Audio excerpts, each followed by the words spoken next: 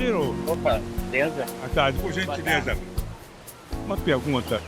Você se casaria com você mesmo? E se eu casaria comigo mesmo? Não, não casaria comigo, não.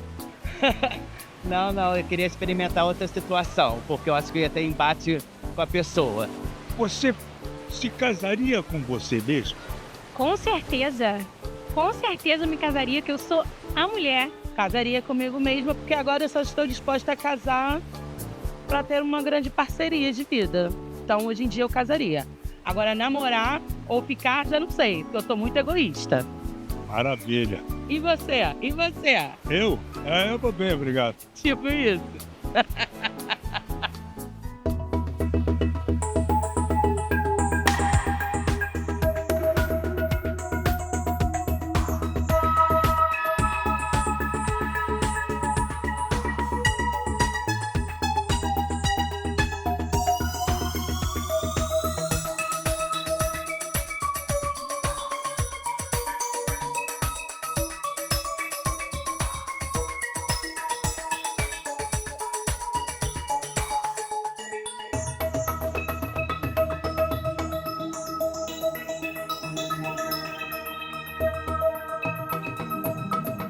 Amar é se reconhecer, se aceitar e se entregar para o fluxo do universo.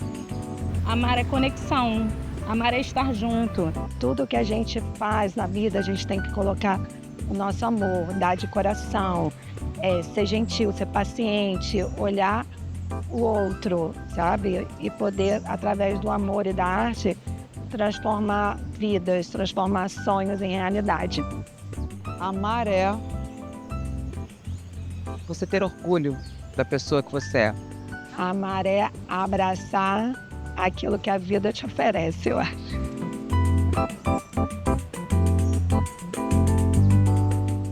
Celebramos o amor e também a importância das relações amorosas na nossa vida. Mas a gente também sabe que aprender a se relacionar é um grande desafio, porque não nos ensinaram a como fazer isso. Entendemos que as relações amorosas seguem certas trajetórias, certas fases. E por isso, nós pensamos numa pedagogia dos afetos 639. Te convidamos para rever a maneira como você tem vivido as suas relações e como tornar elas uma oportunidade de te conhecer melhor. E essa é a Revolução 639. O meu nome é Edson Drago. Meu nome é Sérgio Seixas. Eu sou Lígia Franklin de Oliveira.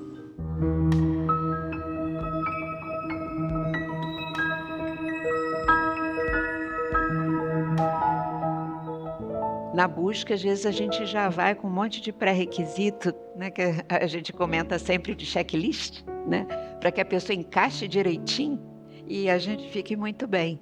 E, na verdade, é claro que uma pessoa que é a mais conhecedora de si, ela sabe que é o que ela quer, mas ela tem que deixar uma janela aberta também para chegar alguém dentro disso que traga algum desafio para que ela possa crescer e o processo do amor cumprir a sua missão, que é fazer a gente ser mais amplo.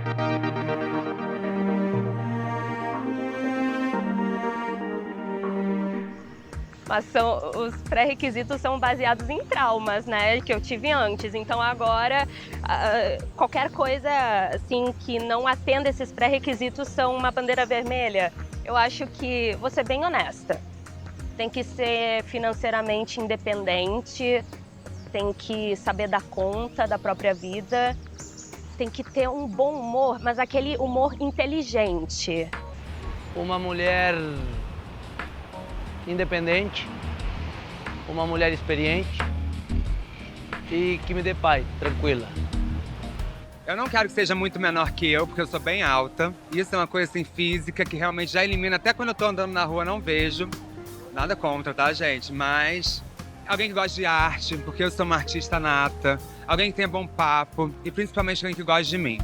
Tem que concordar com os meus valores e ter muita paciência, me entender, não me chamar de louca. Eu acho que, assim, às vezes os homens, eu pelo menos sou heterossexual, eu acho que os homens, eles resumem a gente assim, tá louca, tá maluca. Eu acho que tem que ser uma pessoa muito paciente, eu sou um pouco idealista, eu sou muito exigente. Eu acho que também num relacionamento eu vou aprender a aceitar que as pessoas não vão me entender 100% e eu tenho que ser mais clara.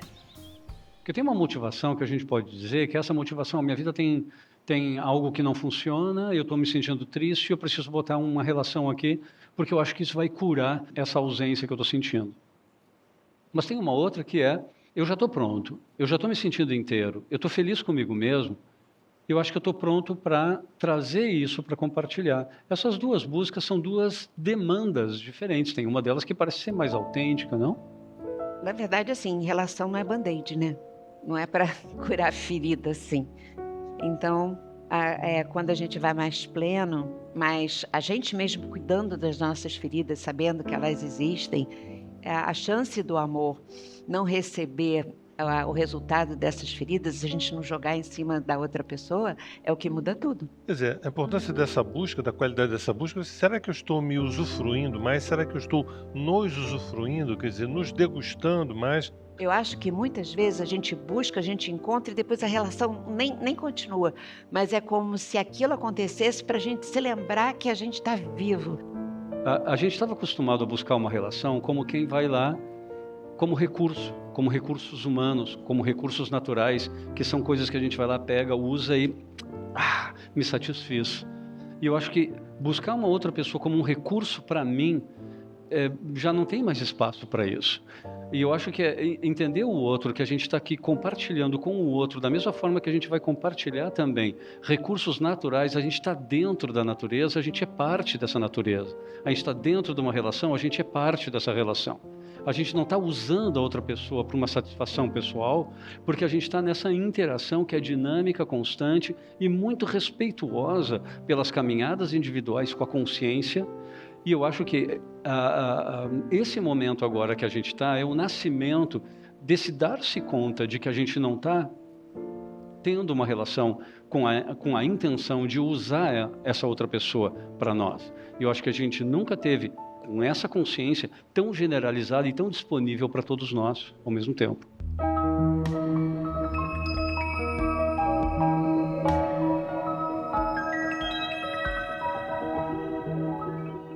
O que você imagina que vai mudar em você quando encontrar um grande amor?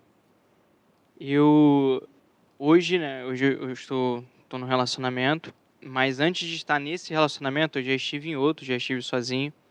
E eu imaginava muito, né, como eu me imaginava sem ser uma pessoa confusa. Porque eu quase todos os dias assim, na minha vida, em outros relacionamentos, eu me perguntava, e se? E se minha vida tomasse outros rumos? E eu acredito que a vida é isso, né? Ela é feita de decisões. Você escolher é sempre abrir mão de outra parte. Mas me doía muito sempre abrir mão de outra parte, sabe?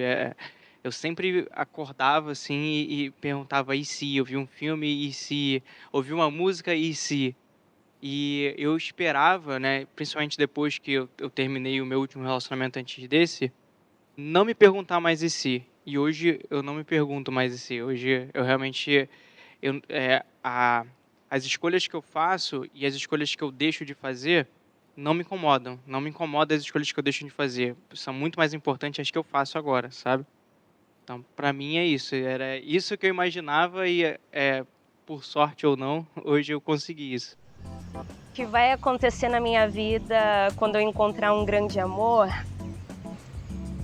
Eu acho que eu vou aprender muito a compartilhar, porque agora, muito tempo sozinha, eu tenho meu próprio espaço, minhas manias, é tudo do meu jeito. Então, eu acho que eu vou aprender a dividir. E talvez ter uma família, talvez nunca me sentir só de novo, né?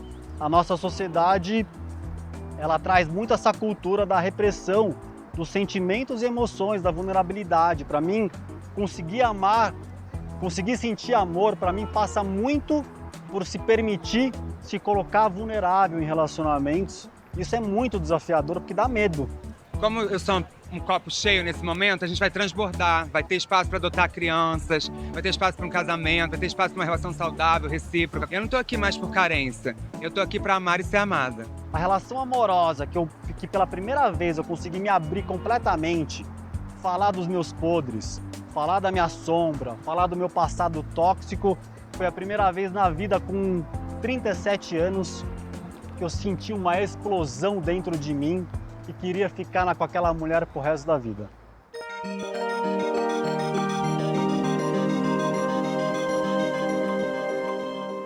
Quem você está procurando? Alguém bem semelhante, bem idêntico ou alguém diferente? Homens e mulheres são totalmente diferentes. E a gente está falando aqui num lugar como se fôssemos todos iguais. E desculpa, os homens vão falar, não pode generalizar, mas a maioria se comporta de maneira muito imatura. Então, eu queria muito falar sobre isso com vocês, assim, porque a revolução, o amor, a gente se doar e, assim, os homens se comportam de maneira diferente. Acredito que vocês dois não, né? Porque, pelo que eu estou ouvindo, vocês são homens bem centrados.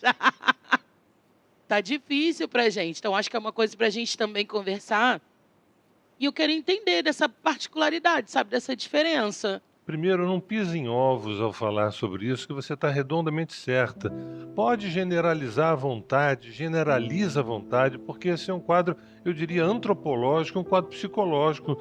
A história do masculino é uma história de negação da sua subjetividade. É a história da negação e da precarização do seu feminino. Entendeu? E a partir disso aí é só abrir os jornais, é só entrar na internet e ver.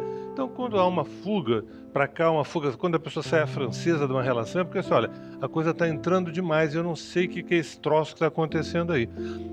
A gente sempre tem uma tendência a colocar o feminino de uma maneira mais sofrida, precarizada.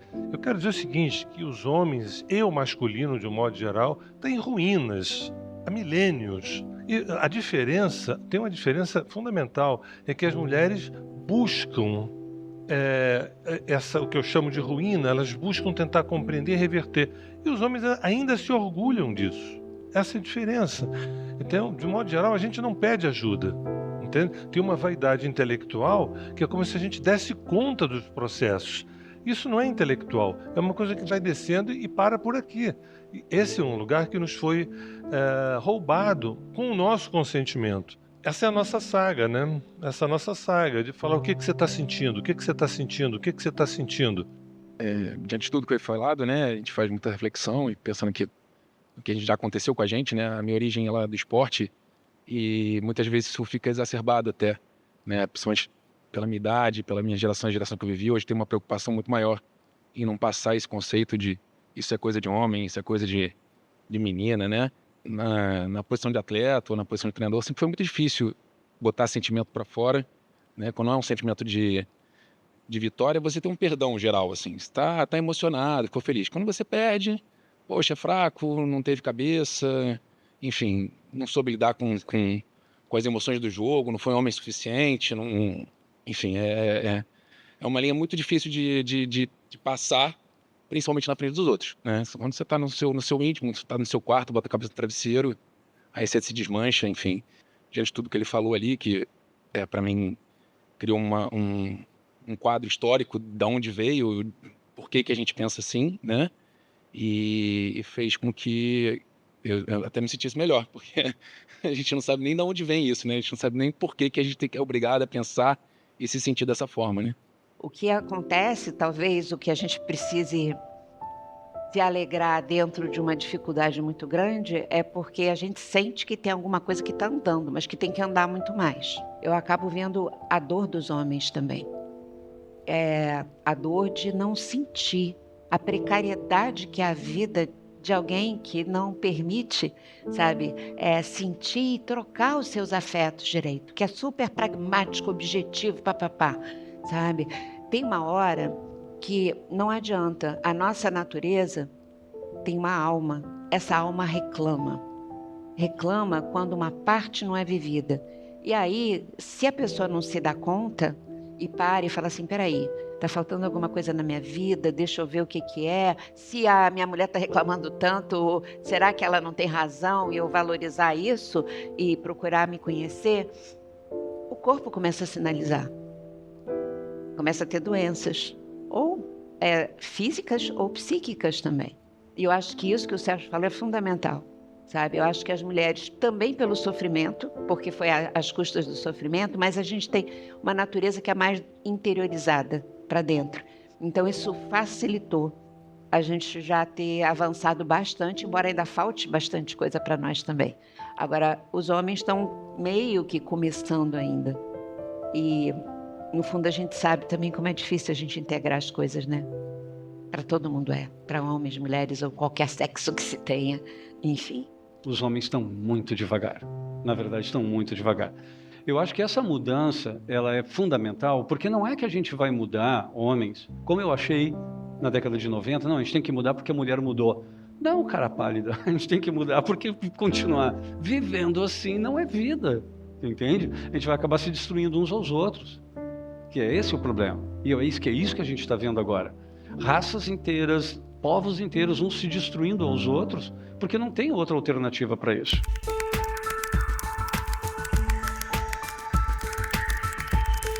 Cartas e confissões. Encontrar a si mesmo numa jornada 2. Em outubro de 2023, após me desiludir com relacionamentos passados, me inscrevi no site 639, motivado por um post inspirador no Instagram. Lá conheci Matheus. E desde o primeiro encontro sentimos uma conexão especial. Apesar da distância entre nossas cidades, nossa ligação crescia a cada conversa. Decidimos nos encontrar pessoalmente e a expectativa era enorme. Viajei para a cidade de Matheus e ao nos vermos foi como se o mundo parasse. Meu aniversário foi marcado por uma surpresa tocante preparada por ele. A partir desse momento, a nossa história se tornou uma jornada de descoberta. Decidimos oficializar o namoro e fiz a ousada escolha de me mudar para a cidade dele. A mãe de Matheus já havia feito o convite e, seguindo o coração sem olhar para trás, me mudei. Desde então, estamos construindo uma relação cheia de amor genuíno, enfrentando juntos os desafios da vida com coragem e determinação. Eu acho que esse é um grande exemplo, que já é um casal 639, que se construiu também dentro do Slow Dating 639. Porque pensa bem, é um casal que deu o tempo necessário para que a relação pudesse ir acontecendo sem pressa, sem exigências, sem ansiedades. Então eu acho que eles estão construindo algo tão bonito e para nós, para mim, e eu acho que para vocês também, é um exemplo daquilo que a gente tanto quer, que as pessoas possam ver e desfrutar nas vidas delas, que é permitir que a relação se auto-estabeleça, se solidifique de uma maneira tão carinhosa e tão amorosa, a ponto deles poderem tomar essas atitudes super corajosas, porque leva o tempo que tem que levar para que eles possam ser sólidos. Porque eu acho que o amor nos pede um tempo que não é esse do mundo e do relógio, é o tempo da alma, é o tempo aqui de dentro. E eles acho que se deram essa oportunidade, que a gente sofre tanta pressão para resolver as coisas logo, não é? E não, sentir e dar espaço para o outro sentir também. Eu acho que a tua colocação foi perfeita. E aí, né, eu também tenho uma certeza que o amor exige coragem. Coragem para que a gente, às vezes, ouse correr certos riscos, mas se a gente sabe o que está sentindo, não são riscos loucos no mau sentido, é a loucura de Deus, é a boa loucura que de vez em quando, por amor, a gente tem que enfrentar. Para mim fica assim o tempo do desejo, que é um relógio, né? O tempo do coração e o tempo da consciência, né? Quando a gente consegue acolher esses 3 tempos, a coisa vai fluindo, né? Eu vou contar um pouco da minha história também. Eu sou nascida e criada aqui no Rio e eu nunca me senti muito parte da cidade. Sempre me senti uma estranha aqui, né? Eu acredito que seja muito por causa dos padrões que a nossa cidade tem. Quando eu fiquei adulta, eu fui morar fora. Fui morar em Nova York. E lá eu tive uma percepção muito diferente de como as pessoas me viam assim, né? Lá realmente eles valorizavam minha beleza, meu sex appeal, me achavam uma mulher muito sexy e tal. E eu fiz um sucesso lá, né? Voltei para o Rio, super empoderada. E aí peguei muitas dessas pessoas que antigamente não me pegariam, né? Então, eu também percebi muito que é aqui da nossa cabeça, da nossa postura, da nossa autoestima. Eu me relacionei com, por coincidência, o Mateus, fiquei até chocada quando eu vi aqui. E esse presente de Deus, né, que Mateus significa presente de Deus. E esse presente de Deus, que dentro da minha vida, nós tivemos um namoro bem legal. Achei muito estranho em vários momentos de, tipo, tá faltando alguma coisa, tá faltando alguma coisa. E era isso, era paz. Eu tinha paz. E é a primeira vez que eu tinha um relacionamento que o faltando que eu sentia era estresse, era dor de cabeça. E era um relacionamento muito bom. E aí, esse relacionamento acabou por mensagem, depois de 4 anos. E, enfim, muito triste. Hoje em dia estou superada, analisada. Mas agora eu quero um homem que seja um companheiro. Não tenho mais a necessidade de ser um cara bem dotado, muita grana, tem que trabalhar. Uma pessoa que fique do meu lado. Não estou correndo atrás, mas quero. Te ouvindo, a sensação que eu tenho é que você, naturalmente, pelas experiências, você foi descamando, e hoje, quando diz assim, eu quero uma relação, vamos dizer assim, de maior parceria, de maior encontro, porque às vezes o sexo mais, assim, mais alucinado, a gente faz pegação aqui, pegação ali, pegação aqui, e de repente a gente fica até intoxicado de tanta interação que quem escolheu isso tudo? Foi a minha carência, foi o meu rombo, meu buraco, a minha falta, né?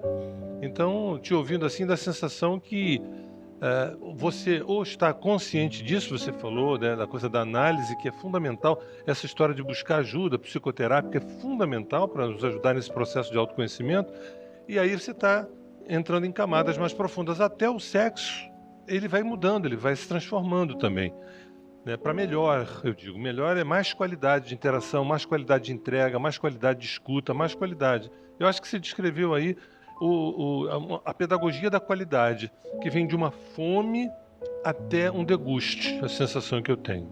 Deliciosa a tua história, importante porque ela vai trazendo esse processo. Acho que começa, pelo que eu entendi, você indo para os Estados Unidos e ali curando uma certa ferida de não ser escolhida, talvez, e lá você escolheu. Então, e aí foi a questão, né, a presença do sexo muito forte, mas para viver esse prazer também, sabe?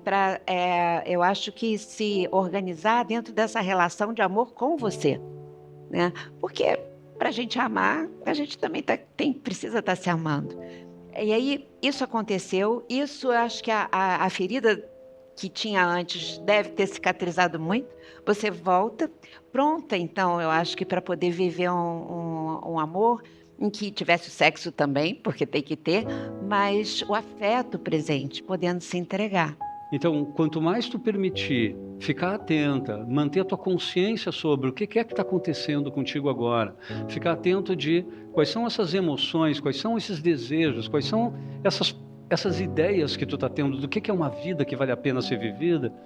E aí a pessoa que vai compartilhar essa vida agora, que vale muito a pena ser vivida por agora, vai se aproximar. Isso não quer dizer que vai durar para sempre, mas vai fazer o maior sentido, porque agora tu não é mais a mesma pessoa, teu projeto não pode ser mais o mesmo.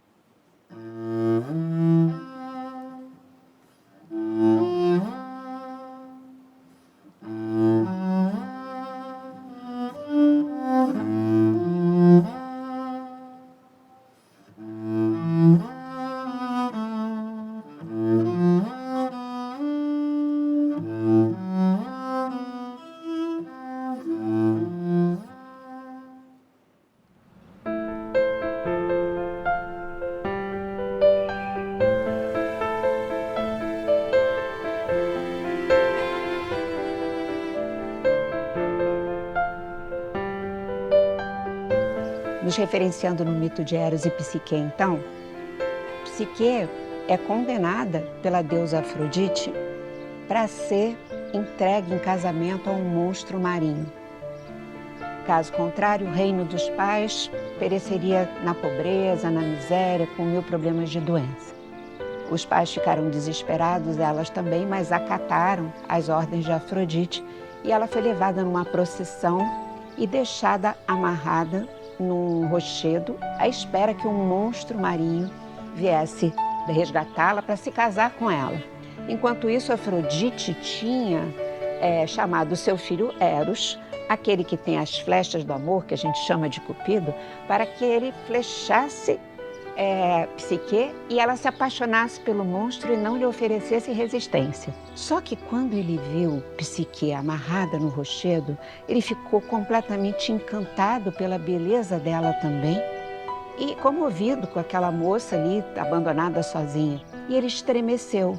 E ao estremecer, ele mesmo esbarrou numa das suas flechas e imediatamente ele ficou completamente apaixonado por ela. E em vez de fazer o que a mãe tinha ordenado para ele, ele foi até Psique, desamarrou Psique e a levou nos braços para sua morada, que era um castelo incrível, só que ele estava completamente invisível. Psique não estava entendendo nada, ela estava esperando ser morta por um monstro marinho e de repente ela estava voando nos braços de alguém que ela sentia, que tinha uma voz cálida maravilhosa e a levou para um lugar magnífico, com um castelo incrível, com jardins e bosques em volta e a deixou lá. Esse momento do mito fala do encontro, porque ela, em vez de encontrar um monstro, ela não sabe, ela encontrou o Deus do amor, né? O amor em si. Mas ela não sabe disso porque ela não o vê. Então, esse momento do encontro amoroso, muitas vezes a gente vive esse frenesi, porque ela ficou muito aliviada de ser levada para aquele lugar magnífico, com aquela voz tão quente e carinhosa falando com ela. No entanto, aquilo deu um alívio muito grande. É quando a gente encontra uma pessoa, a gente fala, né? Encontrei a pessoa que vai salvar a minha vida. Então, a gente tem a busca, a gente encontra, mas o início, tanto a gente pode ter medo, a gente pode ficar encantado. E a gente fica imaginando que a gente não conhece a outra pessoa, a pessoa não nos conhece, e a gente fica criando no nosso imaginário aquela coisa da expectativa de que aquela pessoa pode ser aquele que vai salvar ou aquela a nossa vida e vai ser tudo maravilhoso. E a gente nem quer saber de nada às vezes, nem quer conhecer tanto aquela pessoa assim.